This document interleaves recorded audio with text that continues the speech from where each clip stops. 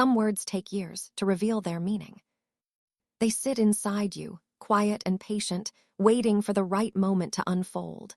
You carry them without understanding, like a letter written in a language you don't yet speak. And then one day, sometimes ordinary, sometimes extraordinary, the translation arrives. And everything you thought you knew turns inside out. My mother-in-law whispered 4 words to me on my wedding day. 4 simple words that I dismissed as nerves, as awkwardness, as the strange ramblings of a woman I barely knew. Watch the garden shed. I smiled politely, nodded, and forgot about it for a decade. But she hadn't forgotten, and neither had the secrets buried in that shed.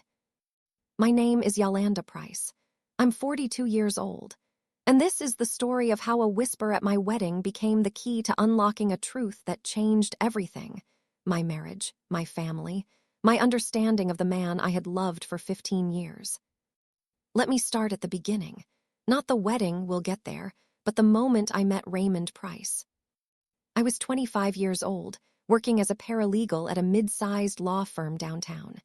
I had ambitions of going to law school myself, but student loans from my undergraduate degree and the need to help support my mother had put those dreams on hold. I was practical, responsible, the kind of woman who made 5-year plans and stuck to them. Raymond was none of those things. He walked into the firm one Tuesday afternoon, not as a client but as a contractor. The building was being renovated, and his construction company had won the bid. He was 30 years old, tall and broad-shouldered, with calloused hands and an easy smile that made my carefully organized thoughts scatter like papers in a windstorm. "You look like someone who knows where things are," he said, leaning against my desk with a confidence that should have annoyed me but somehow didn't. "I'm looking for the building manager." "Down the hall, 3rd door on the left," I replied, keeping my voice professional even as my heart did something unexpected in my chest. He grinned. "Thanks, I'm Raymond, by the way. I'll be around for a few months. Hope that's okay with you." Why wouldn't it be okay with me?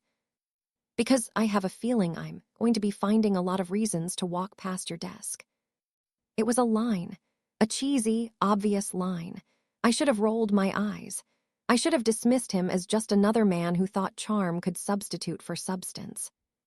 Instead, I laughed. And that laugh, surprised, genuine, pulled from somewhere I had forgotten existed, was the beginning of everything. Raymond was different from anyone I had ever dated. The men I had been with before were careful, cautious, predictable. They were the kinds of men who made sense on paper, steady jobs, reasonable expectations, plans that aligned neatly with mine. They were safe. Raymond was not safe. He lived in the moment, made decisions based on instinct rather than spreadsheets, and had a way of making even mundane activities feel like adventures. A trip to the grocery store became an expedition. A rainy Sunday afternoon became an excuse to build a pillow fort in his living room and watch old movies until midnight.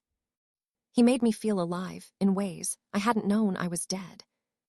"You think too much," he told me one evening, 3 months into our relationship. We were sitting on his balcony, watching the city lights flicker below us. "You're always planning, always worrying about what comes next. But what about right now? What about this moment?" "Someone has to plan," I replied. "Otherwise, nothing gets done." "Some things," he took my hand, his thumb tracing circles on my palm. "But some things don't need plans. Some things just need to happen." "Like what?" He leaned over and kissed me, soft, slow, deliberate. "Like that." I should have recognized the warning signs. The impulsiveness that seemed romantic at 25 would become exhausting by 35. The spontaneity that thrilled me in those early months would later feel like chaos I couldn't control. But love is blind, and I was deeply, hopelessly, foolishly in love. We dated for 2 years before Raymond proposed. He did it in his typical fashion: no fancy restaurant, no rehearsed speech, no carefully planned moment. We were hiking in the mountains, both of us sweaty and tired, when he suddenly stopped on the trail and dropped to one knee. "I don't have a ring," he admitted, looking up at me with those warm brown eyes. I was going to wait until I bought one, but I can't wait anymore. I want to spend my life with you, Yolanda. I want to wake up next to you every morning. I want to build something real with you. Raymond, we're in the middle of nowhere. I know, that's the point. No distractions, no pressure. Just you and me and this question, will you marry me? I said yes. Of course I said yes. He made a ring out of a piece of wildflower stem, twisted into a delicate loop that fell apart within an hour. But by then, it didn't matter. We had each other. We had our future. Or so I thought. I met Raymond's mother for the first time 3 weeks after our engagement. Her name was Dorothy Price, a small, thin woman in her late 60s with silver hair pulled back in a severe bun and eyes that seemed to see everything. She lived alone in the house where Raymond had grown up, a sprawling Victorian on the outskirts of town with a wraparound porch and a garden that had clearly seen better days. Raymond rarely talked about his family. I knew his father had died when he was 12. I knew his older brother had moved to California years ago and rarely visited. I knew his mother was difficult, Raymond's word, delivered with a tight smile that discouraged further questions. But I was determined to make a good impression. This woman would be my mother-in-law. We would be family. Whatever difficulties existed, I was confident I could bridge them with patience and kindness. I was young. I was naive. I had no idea what I was walking into. The house smelled like lavender and something else. Something older, mustier, like secrets pressed between the pages of forgotten books. Dorothy greeted us at the door with a formal handshake rather than a hug. Her eyes swept over me from head to toe, assessing, calculating, revealing nothing. "So you're the one," she said, not a question. "It's wonderful to meet you, Mrs. Price. Raymond has told me so much about you." "Has he?" She glanced at her son with an expression I couldn't read. "I doubt that very much." The visit was awkward, stilted, full of long silences and careful words. Dorothy asked me polite questions about my job, my family, my plans for the future. But there was something mechanical about her interest, as if she were following a script rather than genuinely trying to know me. Raymond was tense the entire time, his easy smile strained, his usual confidence dimmed. He kept glancing at the windows, at the back door, at everything except his mother's face. "Would you like to see the garden?" Dorothy asked eventually, her voice carrying an odd weight. "I'd love to," I said, grateful for an excuse to escape the oppressive atmosphere of the house. We walked through the back door into a sprawling garden that must have been magnificent once. Now it was overgrown, wild, choked with weeds and neglect. But I could see the bones of what it had been: carefully planned beds, stone pathways, a trellis covered in climbing roses that had long since gone feral. And at the far end of the property, half hidden by overgrown hedges, stood a small wooden structure. The garden shed. "That's where his father spent most of his time," Dorothy said, nodding toward the shed. Her voice had changed, softer now, almost wistful. "He was always out there, tinkering, building, hiding from the world." Raymond mentioned he passed away when Raymond was young. "Did he?" Another unreadable glance. "What else did he tell you?" "Not much, honestly. He doesn't like to talk about the past." Dorothy's lips pressed into a thin line. "No, I suppose he wouldn't."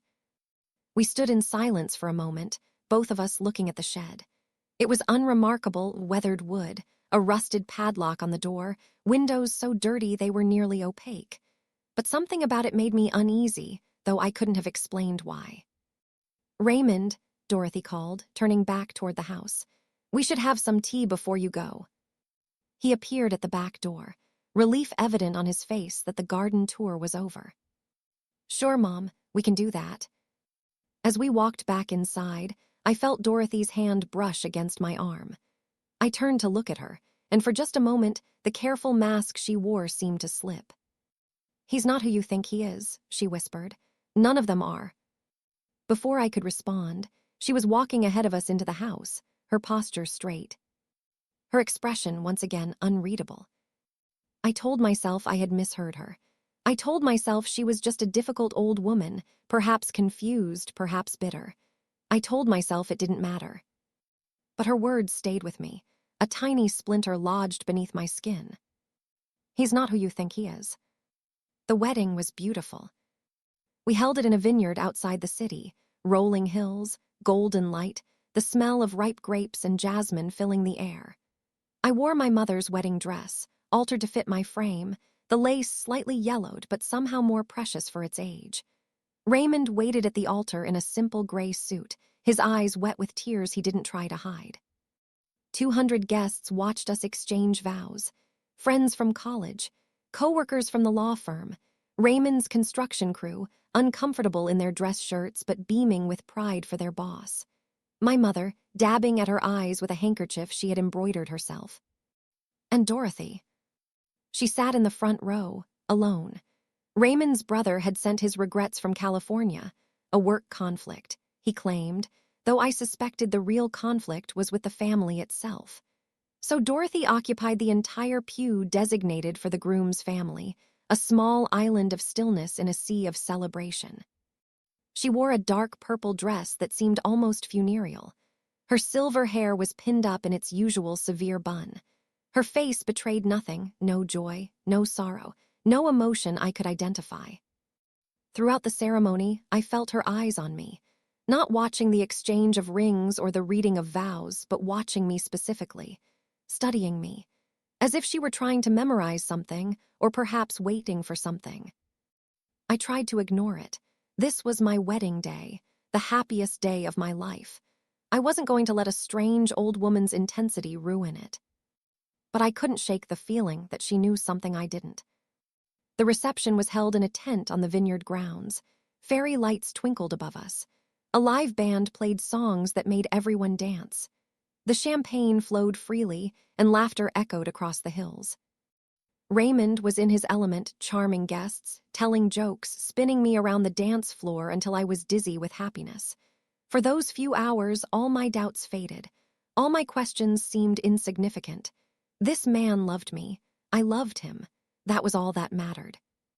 The whisper came during the cake cutting. Raymond and I stood together, his hand over mine on the knife, cameras flashing as we posed for the photographer. The crowd pressed in around us, everyone eager to witness this moment of symbolic unity. And then Dorothy was beside me. I hadn't seen her approach. One moment she was across the room, the next she was at my elbow, her face close to mine, her breath warm against my ear. Watch the garden shed. 4 words, barely audible above the noise of the celebration. I turned to look at her, confused, but she was already moving away, disappearing into the crowd as if she had never been there at all. "Everything okay?" Raymond asked, noticing my expression. "Your mother just said something strange to me." "What did she say?" I hesitated. The words seemed so absurd now, so disconnected from the joy surrounding us. Something about a garden shed. I think she might be confused. Raymond's face changed. Just for a moment, a flicker of something that looked almost like fear before his easy smile returned. "She gets like that sometimes," he said lightly. "Old memories, you know, don't worry about it." "But what does it mean? What garden shed?" "Yolanda." He took my hands, his thumbs caressing my palms in that familiar gesture of comfort. "It's our wedding day. Let's not spend it decoding my mother's ramblings, okay? She's old. She's lonely. Sometimes she says things that don't make sense." I wanted to press further. The look on his face, that flash of something darker, had unsettled me. But he was right. This was our wedding day. Whatever Dorothy's words meant, they could wait. So I smiled, and I cut the cake, and I let the celebration sweep me back into its current. But I didn't forget. Somewhere in the back of my mind, in that place where we store things we don't want to examine, those 4 words took root. Watch the garden shed. The first few years of our marriage were everything I had hoped for. We bought a house in a quiet neighborhood, a modest colonial with a big backyard where we planned to raise the children we both wanted. Raymond's construction business continued to grow. I finally enrolled in night classes at the law school I had dreamed about for so long. We were building a life together, brick by brick, dream by dream. Raymond was a good husband, attentive, affectionate. He brought me flowers for no reason. He rubbed my feet when I came home exhausted from work and school. He talked about our future with a conviction that made me believe anything was possible. But there were shadows, too. Small things at first, so small I barely noticed them. Raymond didn't like to talk about his childhood. Whenever I asked about his father, about growing up in that big Victorian house, about his relationship with his brother, he deflected, changed the subject, made a joke that wasn't quite funny. "The past is the past," he would say. "Why dig it up when we have such a beautiful present?" I told myself he was right. Some people processed pain through silence. Some wounds healed better when left undisturbed. Who was I to force him to revisit trauma he had clearly worked hard to bury? But the shadows grew. Dorothy called every Sunday at exactly 4 p.m. Raymond always took the calls in his office, the door closed. I could hear the murmur of his voice through the walls, but never the actual words. The calls lasted exactly 15 minutes, never more, never less. And when he emerged, there was always a tightness around his eyes that hadn't been there before. "How's your mother?" I would ask. "Fine, same as always." "Does she need anything? We should visit more often." "She doesn't want visitors, trust me." We visited Dorothy twice a year, Christmas and her birthday. Each visit was identical to the first, awkward, stilted, full of silences that seemed to contain entire conversations I couldn't hear. Dorothy would make tea. We would sit in her formal living room. She would ask me polite questions about my life. And always, her eyes would drift toward the back windows, toward the overgrown garden, toward the shed. I never went back there. Never had reason to. The shed sat at the edge of my awareness like a half-remembered dream, strange but seemingly insignificant. Until it wasn't. Our son was born 5 years into our marriage. We named him Marcus, a strong name, Raymond said, for a strong boy. He had Raymond's brown eyes and my stubborn chin, and from the moment the doctor placed him in my arms, I understood love in a way I never had before. Motherhood changed me. It softened some of my edges and sharpened others. I became fiercer, more protective, more attuned to threats both real and imagined. My law career, which I had finally begun to build, shifted to accommodate this new priority. Everything shifted. Raymond was a devoted father. He woke for midnight feedings without complaint. He changed diapers with surprising efficiency. He sang lullabies in a low, sweet voice that made Marcus's eyes droop with contentment. But the shadows in him deepened too. As Marcus grew, Raymond became more protective, not just of our son, but of our family's privacy. He didn't like visitors to the house. He didn't like Marcus spending time at other children's homes. He didn't like questions about the past, especially from Marcus, who had inherited my curiosity. "Why don't I have cousins?" Marcus asked once when he was 6 years old. "Your Uncle Daniel lives far away," Raymond replied. "He has his own life." "Why doesn't Grandma ever come visit us?" "Grandma likes her house. She's comfortable there." "What was your daddy like?" Raymond's face went still. It was the first time I had seen that particular expression directed at our son, a careful blankness that seemed to cost him enormous effort. "He was a good man," Raymond finally said. "He died when I was young. I don't remember much about him." Marcus accepted this, as children do, but I saw the lie in Raymond's eyes. He remembered plenty. He just didn't want to share it.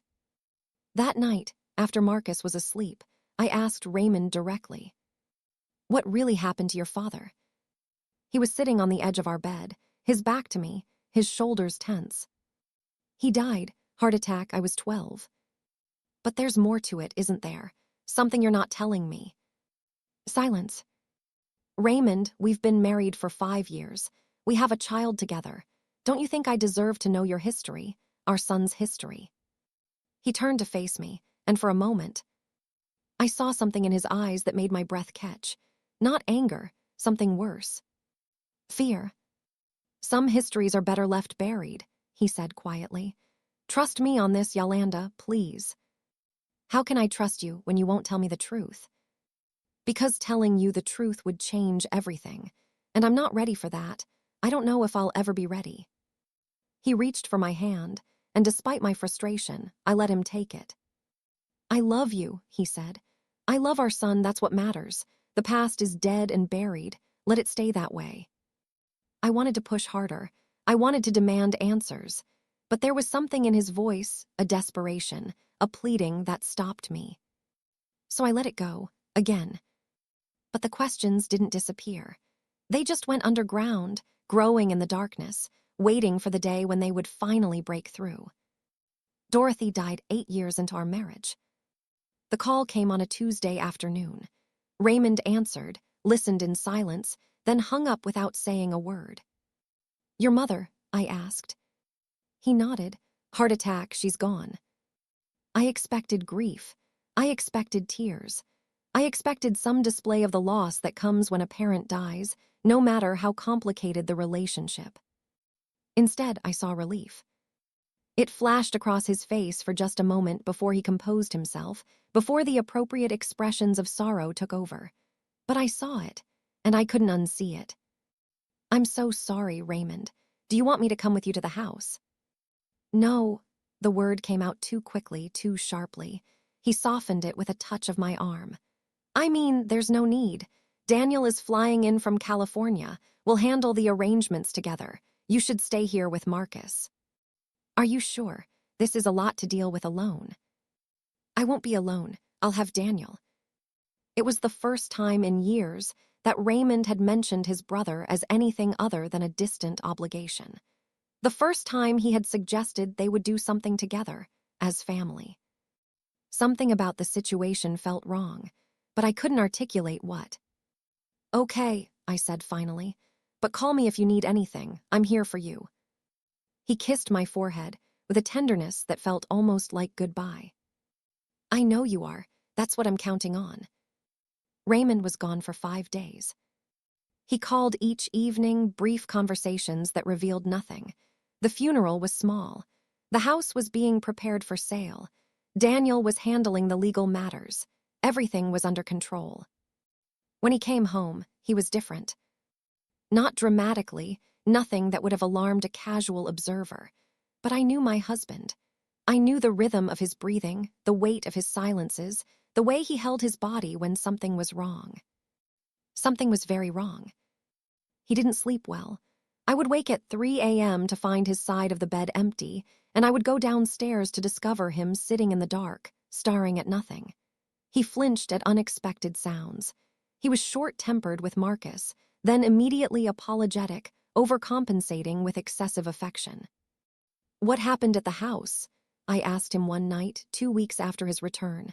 And don't tell me nothing. I know something happened. He was quiet for a long moment. Then he said, we found some things when we were cleaning out the house, things that raised questions. What kind of things?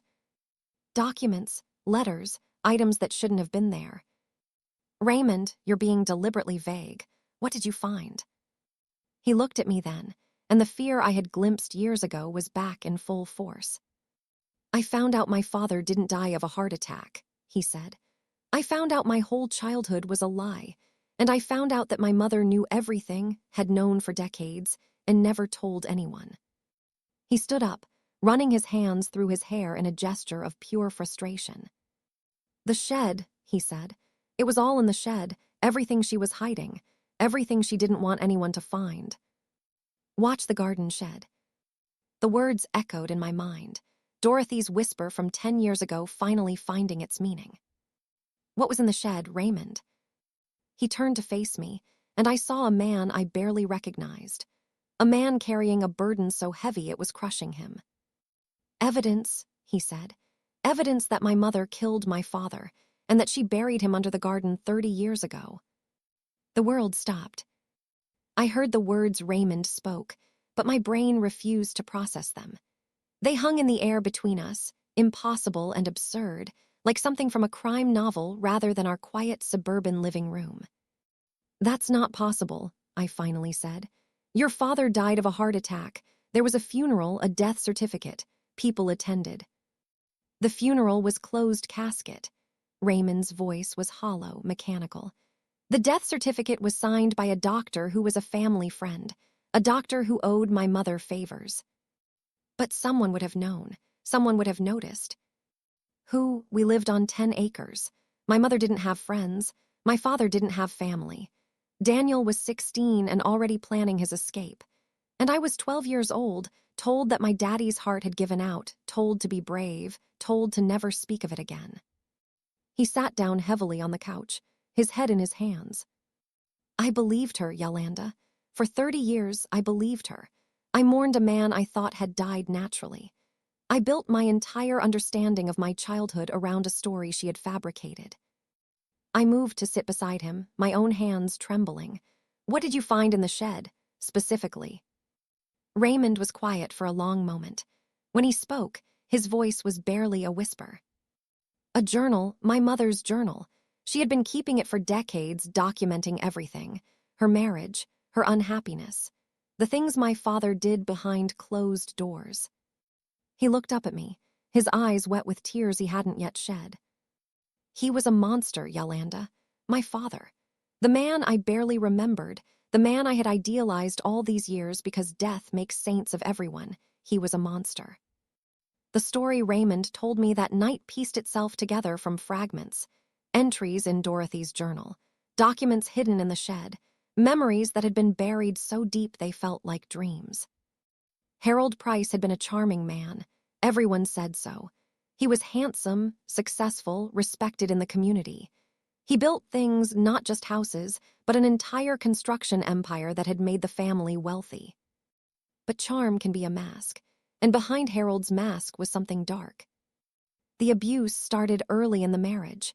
Never physical at first, Harold was too smart for that. He used words, control, isolation. He cut Dorothy off from her family, convinced her that no one else could love her, made her believe she was lucky to have him. Then came the children, and the violence escalated. He never touched us, Raymond said. Not Daniel, not me. We were his legacy, his princes, but Mom. He couldn't finish the sentence.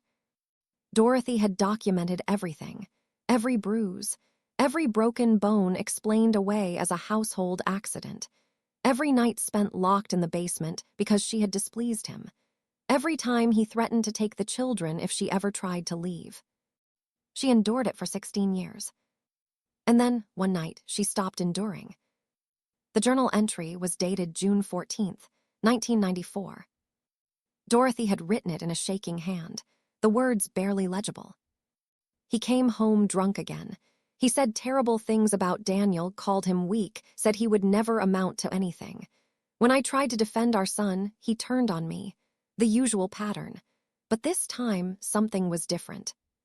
This time, he said he was going to teach Daniel a real lesson. He was going to show him what happened to weak men in the Price family. He was going to take our boy to the shed and make a man of him. I knew what that meant. I had seen the tools Harold kept in that shed. I had seen what he did to animals when he thought no one was watching. I had always feared that one day his violence would extend beyond me. That day had come.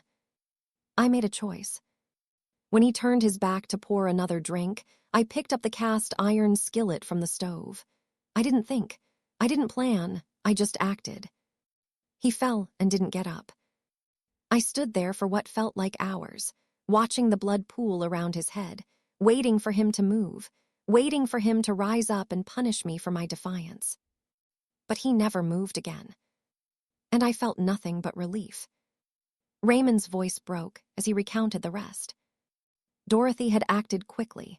She had years of experience covering her husband's tracks, explaining away her injuries, maintaining the facade of a happy family.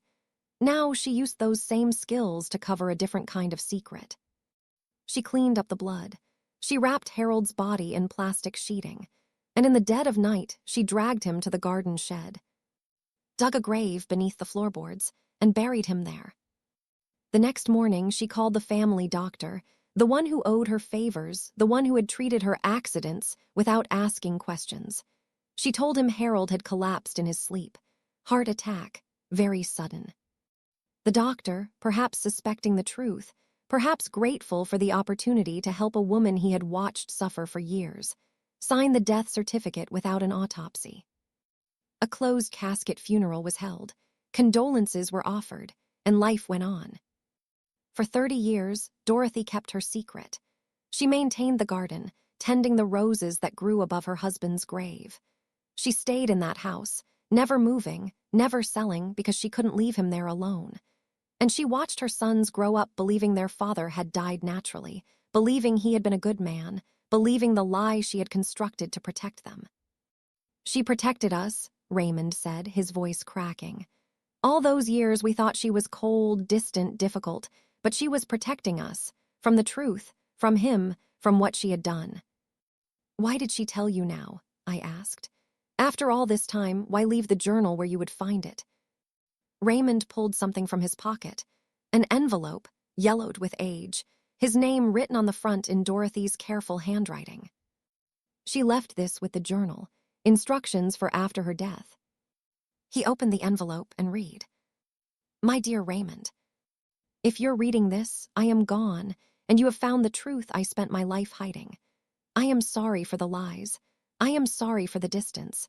I am sorry for all the ways I failed to be the mother you deserved. But I am not sorry for what I did.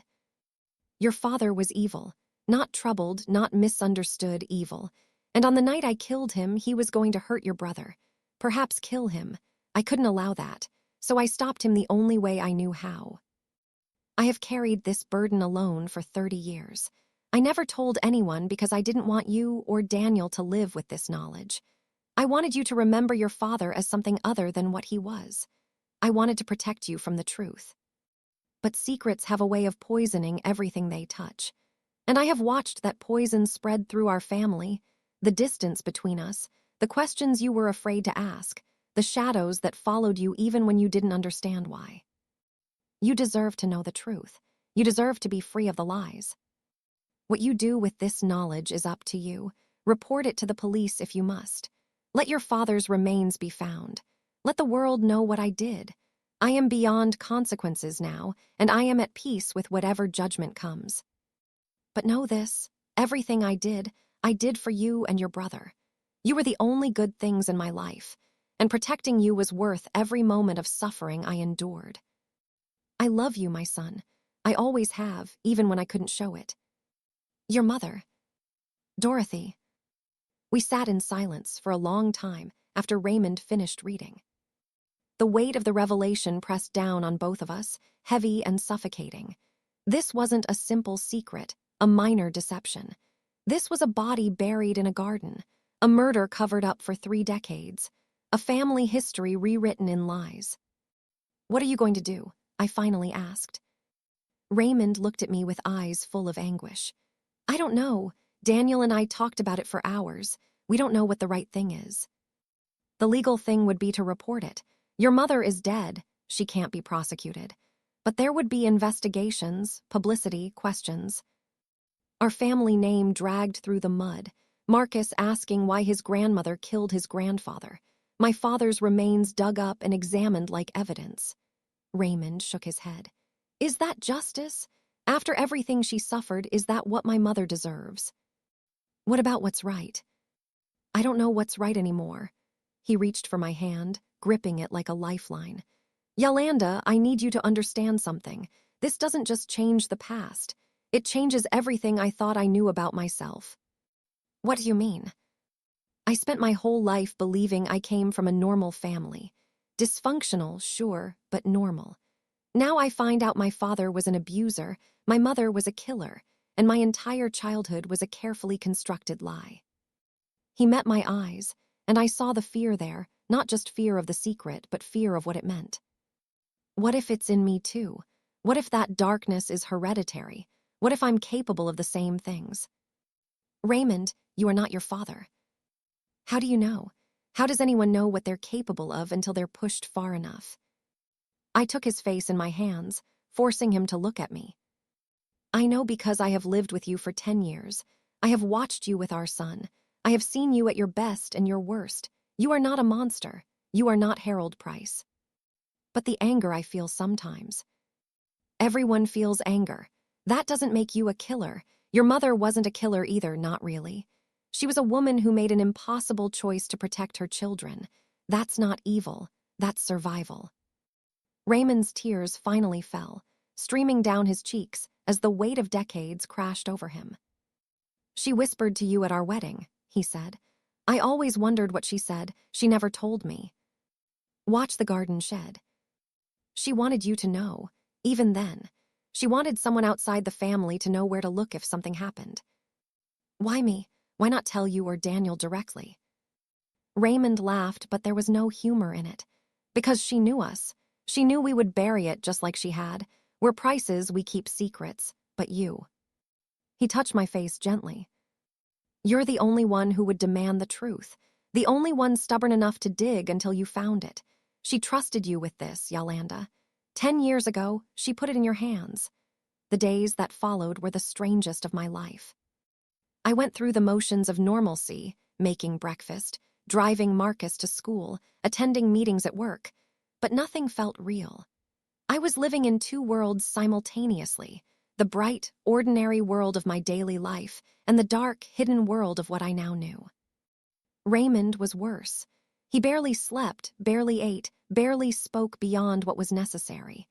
The weight of his mother's confession was crushing him, and I didn't know how to help.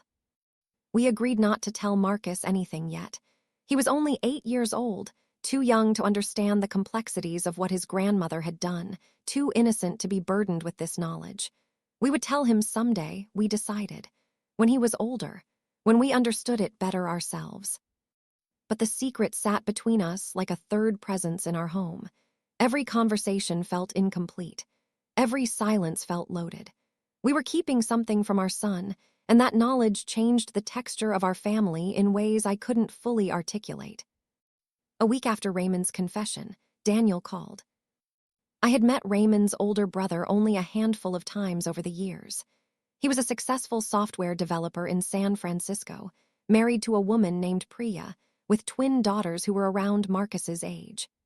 On the surface, he seemed to have escaped the Price family dysfunction entirely, built a new life on the opposite coast, created distance from the past, moved on. But distance doesn't erase history. It just postpones the reckoning. "I need to talk to both of you," Daniel said when Raymond put him on speakerphone. "About what we found, about what we're going to do." "Have you decided something?" Raymond asked. "Priya and I have been talking, and we think—" Daniel paused, and I heard him take a deep breath. "We think we should leave it alone, not report it, not dig up the past literally or figuratively." "You want to pretend we never found out?" "No, I want to honor Mom's wishes. She left us that journal and that letter so we would understand, not so we would destroy everything she built." Raymond was quiet for a moment. "And Dad, he just stays buried in the garden forever." "He's been there for 30 years. What difference does it make now? The house is being sold. You know the buyers are planning to tear it down and rebuild. The garden will be excavated during construction. If anyone finds remains, it'll be investigated, but it won't be traced back to us." "That seems cowardly." "Does it, or does it seem like the only sane option?" Daniel's voice hardened.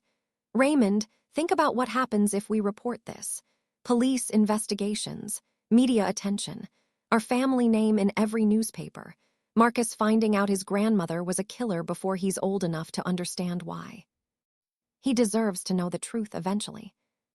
"Eventually, yes, on our terms, not splashed across the internet for strangers to dissect." I listened to the brothers argue, hearing the tension beneath their words. They had never been close, the age gap, the geographical distance, the unspoken competition that exists between siblings. Now they were bound together by a secret neither of them wanted, forced to make a decision that would affect both their families. "What do you think, Yolanda?" Daniel asked suddenly. "You're part of this now, whether you want to be or not. What's your opinion?" Raymond looked at me, waiting. I considered my words carefully. "I think," I said slowly, "that your mother made an impossible choice 30 years ago. She protected her children from a man who would have destroyed them. She carried that burden alone for decades. And now she's given you the truth, along with the freedom to decide what to do with it." "So you agree with Daniel. We should stay silent. I didn't say that. I met Raymond's eyes. I think the decision has to be yours and Daniel's, but I also think you need to consider not just what's legal or what's public, but what's right for your family, for Marcus, for the future. And what do you think is right? I took a breath. I think your mother has already been punished enough. 30 years of living with what she did. 30 years of isolation, of guilt, of watching her sons grow up believing a lie. She's gone now. Nothing we do can hurt or help her. But the truth matters, Raymond said. Yes, the truth matters, but so does context. Your father was an abuser. He was about to hurt Daniel, maybe kill him. Your mother stopped him. That's not murder in the way we usually think of it. That's self-defense. Defense of her children. The law might not see it that way. The law wasn't there that night. The law didn't see the bruises or the broken bones or the terror. The law is a blunt instrument, Raymond. It can't always account for the complexity of human suffering. Daniel spoke again, his voice softer now. I remember that night, you know. I've never told anyone, not even Priya, but I remember. What do you remember? Raymond asked. I was 16. Dad came home drunk, angrier than I'd ever seen him.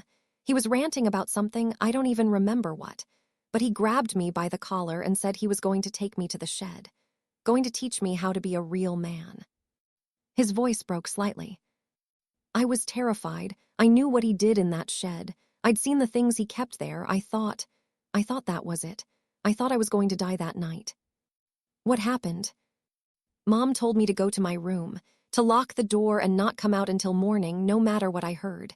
And I did. I was a coward. I left her there with him. But I heard sounds and then silence. And in the morning, she told me he was dead. Heart attack. Daniel laughed bitterly. I believed her. I wanted to believe her, because the alternative was too terrible to consider. But part of me always knew. Part of me understood that she had saved my life that night. The brothers talked for another hour, going in circles, weighing options that all seemed equally impossible. In the end, they reached a decision, not a resolution, but a decision. They would not report what they had found. The journal and the letter would be destroyed.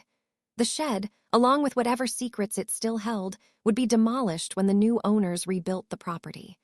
Dorothy's secret would remain a secret, known only to the four of us, Raymond, Daniel, Priya, and me. It feels wrong, Raymond said after they hung up. It feels like we're becoming accomplices.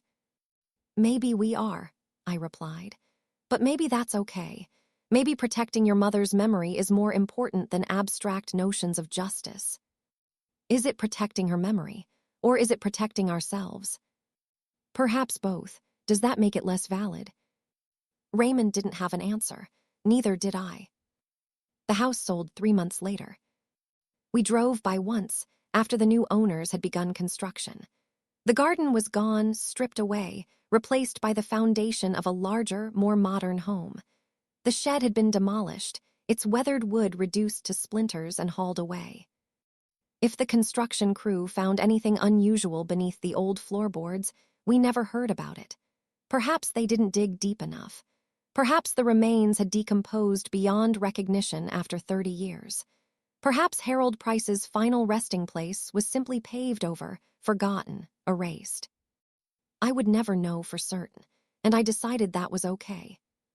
Some mysteries are better left unsolved. Some graves are better left undisturbed. Raymond healed slowly. It took months of therapy, both individual and couples, for him to begin processing what he had learned. The revelation had cracked something fundamental in his understanding of himself, and rebuilding that foundation was painstaking work. But he did the work. We both did. We talked about things we had never discussed before.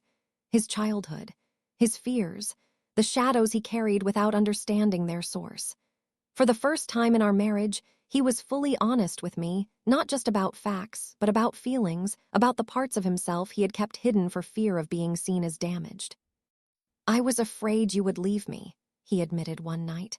When I found out the truth, I was afraid you would look at me and see my parents, the abuser and the killer, and decide you couldn't be with someone from that bloodline. Raymond, You are not responsible for what your parents did. I know that intellectually, but there's a part of me that wonders if violence is genetic, if cruelty is hereditary, if the darkness in them is somewhere inside me, waiting. The fact that you worry about it is proof that it's not, I told him. Monsters don't question their own nature. They don't fear becoming what they already are.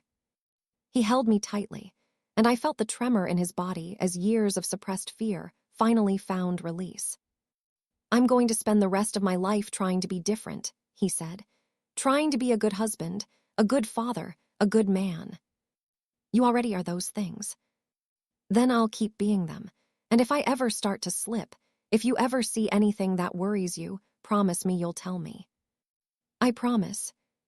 And promise me you'll protect Marcus, no matter what, even from me if it comes to that. I pulled back to look at him, seeing the genuine fear in his eyes. It won't come to that, I said firmly. But yes, I promise, I will always protect our son. It was a vow as sacred as our wedding vows, perhaps more so. 2 years passed. Marcus turned 10. He was bright and curious, constantly asking questions about everything. Why the sky was blue, how airplanes stayed up, what happened to people when they died. He was particularly fascinated by his family history, always wanting to know about grandparents and great-grandparents and ancestors he would never meet. Raymond and I had discussed how much to tell him about Dorothy and Harold. We had agreed on a version of the truth that was honest without being traumatic. Grandpa Harold had died when Daddy was young. He hadn't been a nice person. Grandma Dorothy had worked hard to raise her sons alone. She had loved them very much. It was incomplete, but it was true enough for a 10-year-old. One evening, Marcus came to me with a question I hadn't anticipated. Mom, what did great-grandma whisper to you at your wedding? I froze. What do you mean, sweetheart? I was looking at the old wedding videos with Dad. There's a part where this old lady comes up to you and whispers something, and you look really confused. Dad said it was his mom, my grandma, who died. What did she say? I looked at my son, this beautiful, innocent boy who had no idea about the darkness in his family tree, and I made a decision. She told me to take care of your father, I said. She knew he needed someone to love him, and she trusted me to be that person. Marcus considered this. That's nice, did you take care of him? I smiled. I'm still taking care of him, and he takes care of me too. That's what marriage is. And you're going to take care of me. Always, baby, no matter what. He nodded, satisfied with this answer, and went back to playing. I watched him go, my heart full of love and something else, a fierce protectiveness that I understood now more than ever. The same protectiveness that had driven Dorothy to do what she did 30 years ago in a garden shed on a dark night. I wasn't capable of killing anyone. At least, I didn't think I was. But looking at my son, imagining anyone trying to hurt him, I understood something I hadn't before. I understood Dorothy. Understanding Dorothy didn't mean forgiving her.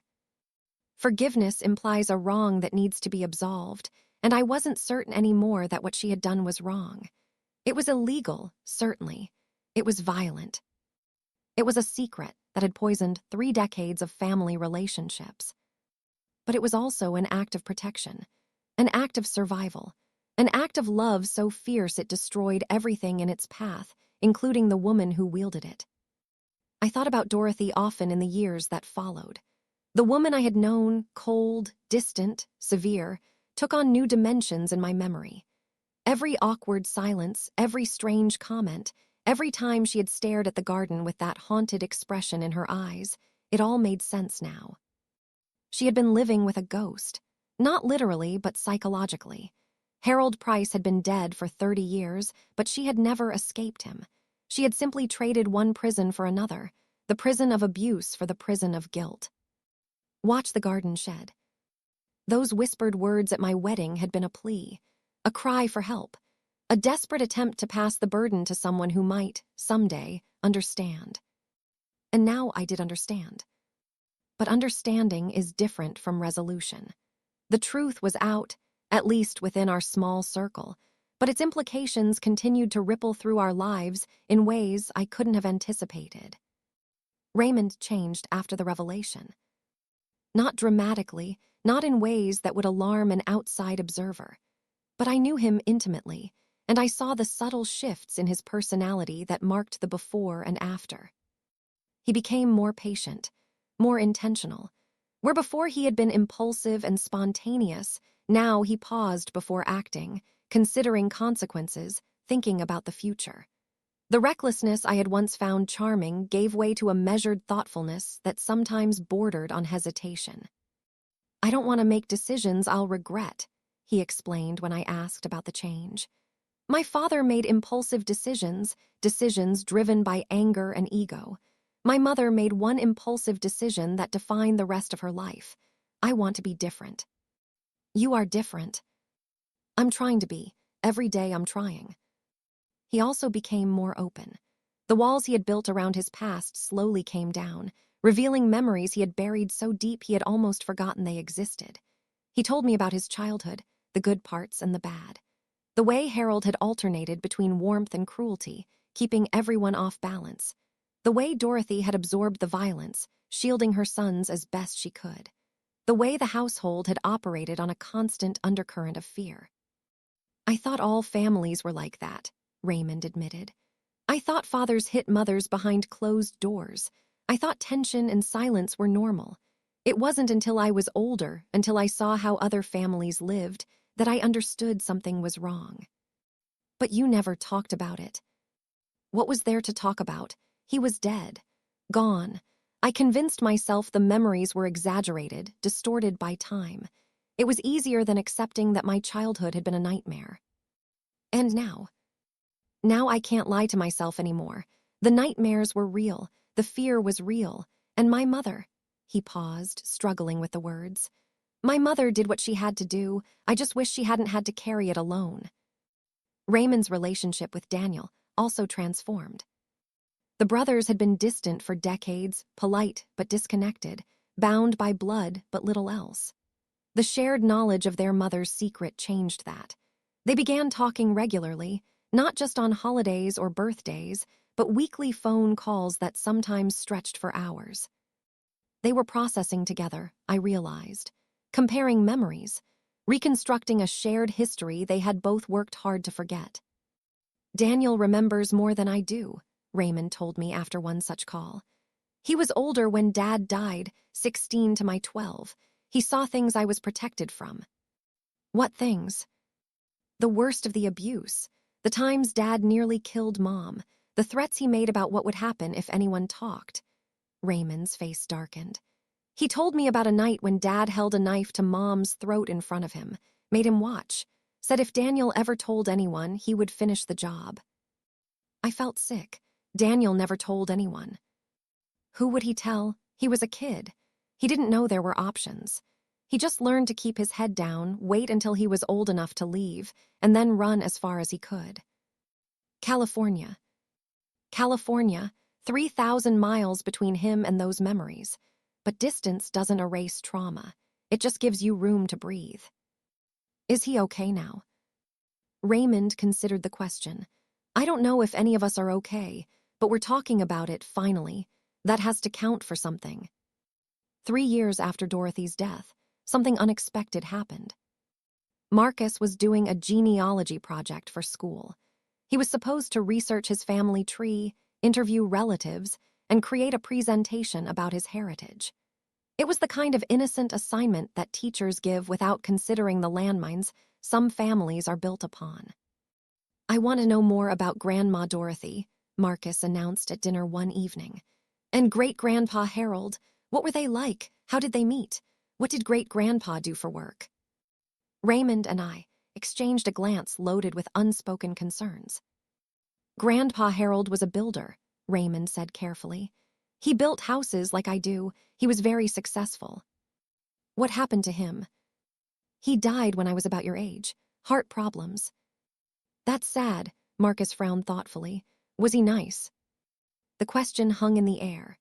I watched Raymond struggle with how to answer, how to be honest without being traumatic, how to acknowledge the truth without destroying his son's innocence. "He was complicated," Raymond finally said. Some people loved him, some people didn't. That's true of most people, I think. Did you love him? Another loaded question, another impossible answer. I was very young when he died, Raymond said. I don't remember him very well, but I remember that he worked hard and that he wanted his family to have good things. It was the most diplomatic version of the truth I could imagine. Raymond wasn't lying. Harold had worked hard, and he had wanted his family to have good things, at least materially. But he was omitting so much that the truth became almost unrecognizable. Marcus seemed satisfied. And Grandma Dorothy, what was she like? She was strong, I answered, surprising myself. She went through very difficult things, but she never gave up. She loved your father and Uncle Daniel more than anything in the world. Everything she did was to protect them. Why didn't she visit us more? She wasn't good at showing love in traditional ways. Some people are like that, but she cared about you very much. She was very happy when you were born. Marcus nodded, accepting this explanation. Can we go visit where she's buried, for my project? Of course, Raymond said. We'll take you this weekend. We visited Dorothy's grave on a sunny Saturday morning. She was buried in a quiet cemetery on the outskirts of town, under a simple headstone that bore only her name and dates. No epitaph, no beloved wife or loving mother. Just Dorothy Elizabeth Price, 1942-022. Raymond had chosen the simplicity deliberately. He didn't know how to summarize her life in a few words. How do you honor a woman who was both a victim and a killer? How do you acknowledge her suffering without excusing her actions? How do you mourn someone whose death brought relief alongside grief?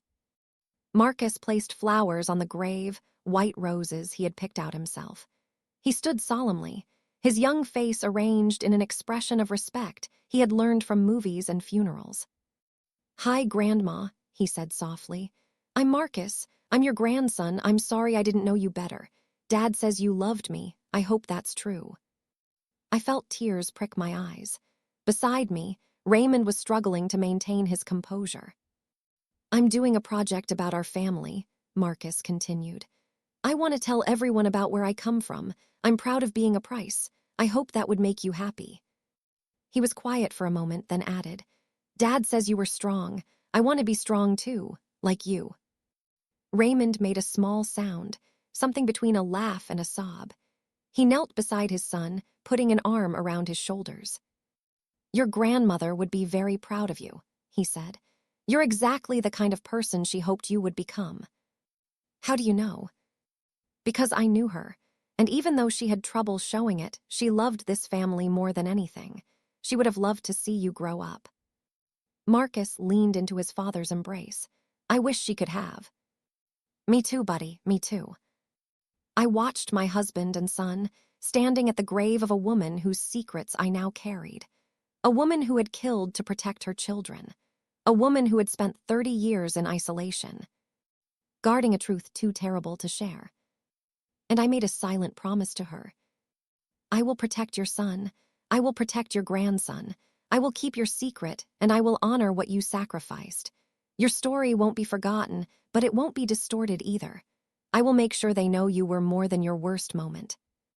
I will make sure they know you were loved. Marcus's presentation was a success.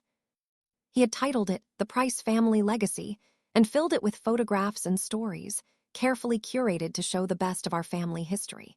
Harold was mentioned briefly, a successful builder who died young. Dorothy was honored as a strong woman who raised 2 sons alone. Raymond and Daniel were presented as the next generation, carrying on the family tradition of hard work and dedication. The truth was there, hiding between the lines, but the surface was clean, presentable, acceptable, just like Dorothy had maintained for 30 years. I thought about that as I watched Marcus present his project, his voice confident and proud. He had inherited so much from the Price family, Raymond's easy charm, Dorothy's quiet strength, and I hoped none of Harold's darkness. But inheritance is never clean. We carry our ancestors with us, for better and worse. The key is choosing which legacies to honor and which to reject. Marcus was young. He didn't know yet about the shadows in his bloodline, but someday, When he was ready, Raymond and I would tell him. Not everything, perhaps.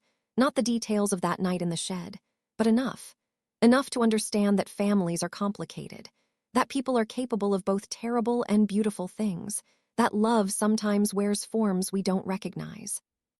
Until then, we would let him be proud of where he came from. We would let him believe in the heroic version of his grandmother, the saintly version of his grandfather. We would give him the innocence Dorothy had fought so hard to protect. 10 years have passed since I found out the truth about Dorothy Price. 10 years since Raymond came home from his mother's house with a burden that would reshape our family forever. 10 years since those whispered words at my wedding finally revealed their meaning. Watch the garden shed. I understand now what she was asking of me, not to investigate, not to expose, but to watch, to witness, to be the keeper of a truth too heavy for one person to carry alone. Dorothy had spent 30 years as the sole guardian of a terrible secret. She had watched it poison her relationships, isolate her from her sons, transform her into the cold and distant woman everyone assumed she was. She had paid for her choice every single day, not with prison time, but with something far more punishing: the slow erosion of connection, of warmth, of love. By the time she whispered those words to me, she was already dying. Not physically, that would come later, but spiritually. The weight of what she carried had hollowed her out, leaving only the shell of a woman who had once been capable of fierce, protective love. She gave me her secret because she couldn't bear to take it to the grave entirely. She needed someone outside the family to know, someone who could hold the truth without being destroyed by it, someone who could, someday, help her sons understand. I have tried to honor that trust. Every day, in small ways and large, I have tried to be worthy of what she entrusted to me. Marcus is 18 now. He graduated from high school last spring, and in the fall, he'll start college, the same university where Raymond and I met all those years ago. He wants to study architecture, combining his father's love of building with his own artistic sensibilities. He's grown into a remarkable young man, kind, thoughtful, quick to laugh but slow to anger. He has Raymond's easy charm and Dorothy's quiet strength, though he doesn't know about the latter. He thinks his grandmother was simply a difficult woman who loved her family in her own way. Last month, Raymond and I decided it was time to tell him more. Not everything, not the graphic details of that night in the shed, but the essential truth. His grandfather was not the man we had pretended he was. His grandmother had done something extreme to protect her children. The family history was more complicated than he had been led to believe. We chose a weekend when the three of us were together, without distractions. We sat in the living room, the same room where Raymond had first told me the truth, all those years ago, and we laid out the story as gently as we could. Marcus listened in silence. His face went through stages: confusion, disbelief, horror, grief, as we revealed the reality beneath the family narrative he had always known. When we finished, he was quiet for a long time. "So Grandpa was abusive," he finally said, "and Grandma killed him to protect Uncle Daniel, and he's been buried in that garden for 30 years. "Yes," Raymond said, "that's the truth." "Why didn't you tell me before?" "You weren't ready. We weren't sure if we would ever be ready." Raymond leaned forward, his eyes intense. "I need you to understand something, Marcus. This isn't a story about villains and heroes. It's a story about a woman who made an impossible choice in an impossible situation. She protected her children the only way she knew how, and then she spent the rest of her life paying for it." "Do you hate her for lying?" Raymond considered the question carefully. "I did, for a while. I was angry that she had kept this from us, angry that she had let us believe our father was a good man. But the more I understood about what she endured, the more I realized. She wasn't lying to protect herself. She was lying to protect us." "From what?" "From knowing what he was really like, from carrying the weight of her choice, from growing up as the sons of an abuser and a killer." Raymond's voice cracked slightly.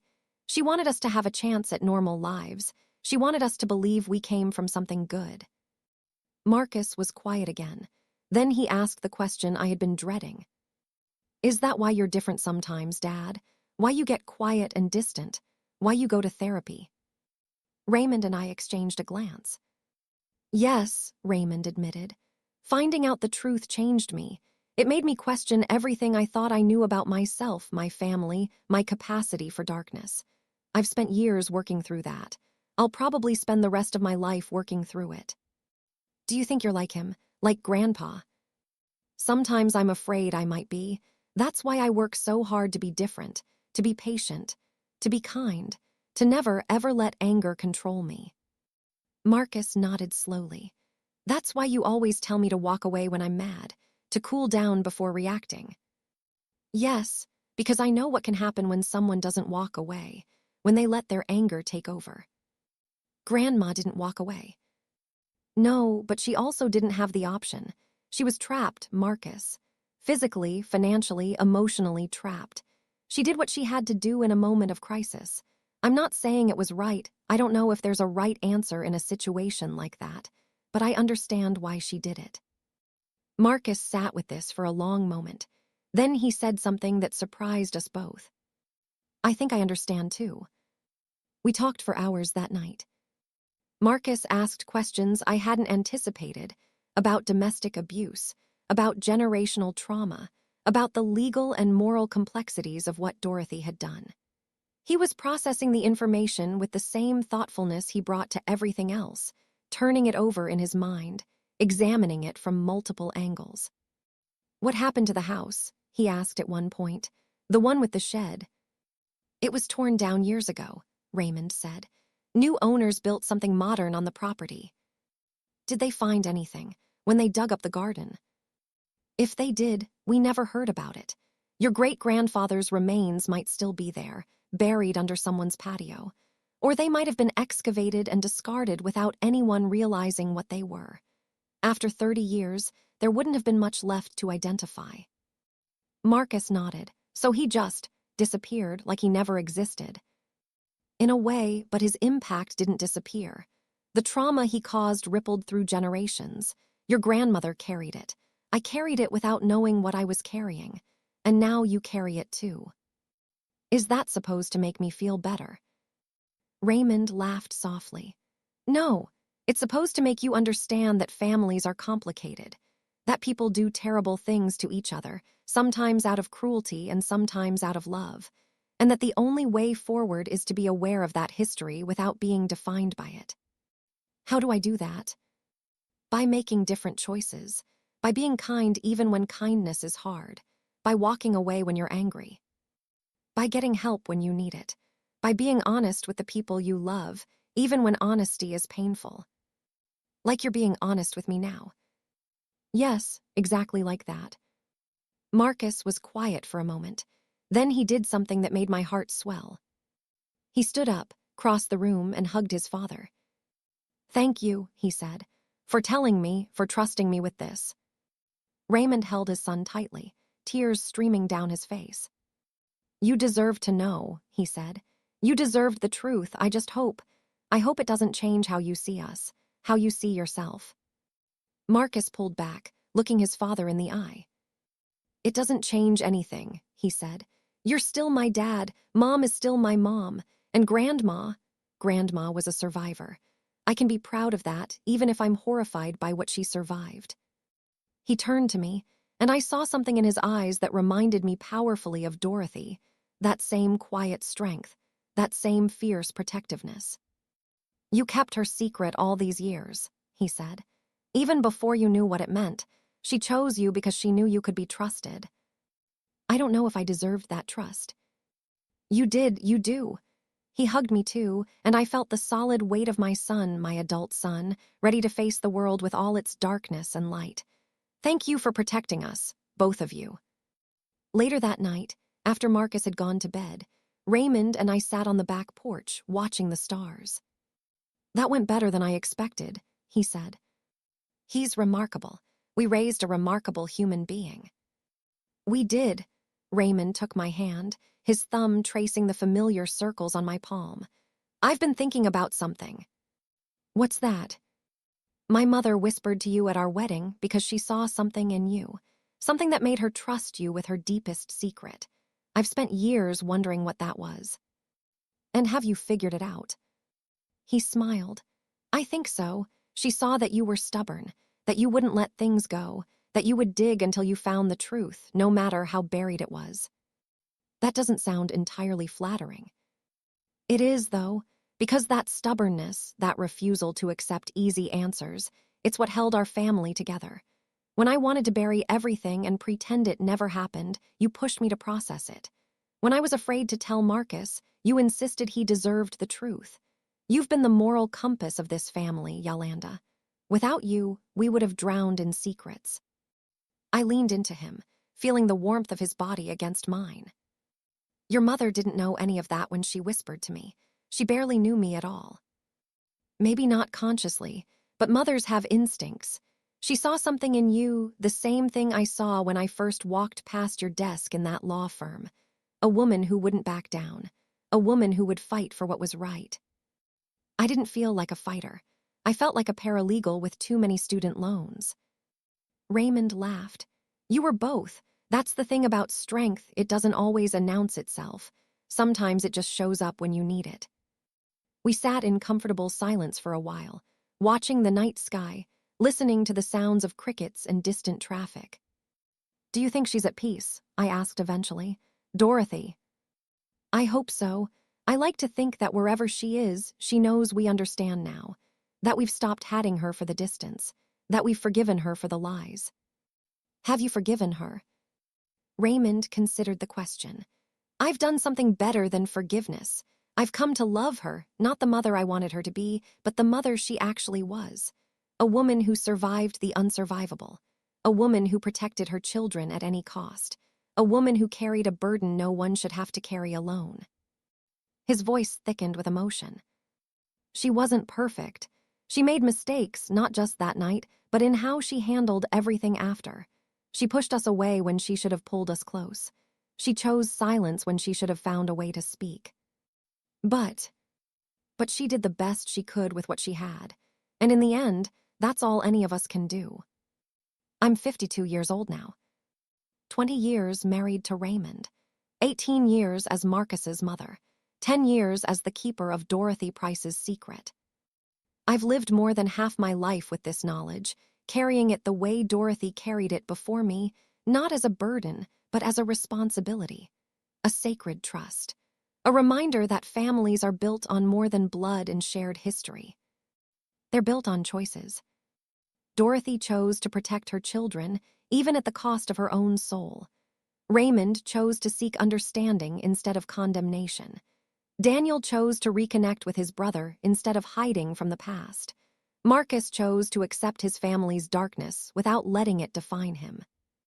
And I chose to watch the garden shed. I didn't know what that meant when Dorothy whispered it to me. I didn't understand for a decade. But when the truth finally revealed itself, I was ready. Ready to hold it. Ready to help my husband process it. Ready to guide my son through the aftermath. That's what Dorothy saw in me. Not stubbornness exactly, but something related. Steadfastness. The willingness to stand firm when everything else is shifting. The ability to be an anchor in a storm. If you're listening to this story, I want you to understand something. Every family has secrets. Some are small, white lies told to protect feelings, embarrassments swept under rugs. Some are large betrayals, crimes, truths too terrible to speak aloud. But secrets don't have to destroy families. They can also unite them, if we handle them with care. The key is not pretending the darkness doesn't exist. It's not burying the truth so deep that it poisons everything it touches. The key is finding people you trust, people who can help you carry the weight, and being honest with them, even when honesty is hard. Dorothy tried to carry her secret alone. It nearly destroyed her. But in the end, she found the wisdom to share it, imperfectly, incompletely, through a whisper at a wedding that wouldn't be understood for a decade. That whisper saved our family. It forced us to confront what we had been avoiding. It gave us the opportunity to process, to heal, to transform our relationship with the past. I visit Dorothy's grave every year on the anniversary of her death. I bring white roses, the same kind Marcus brought that first time.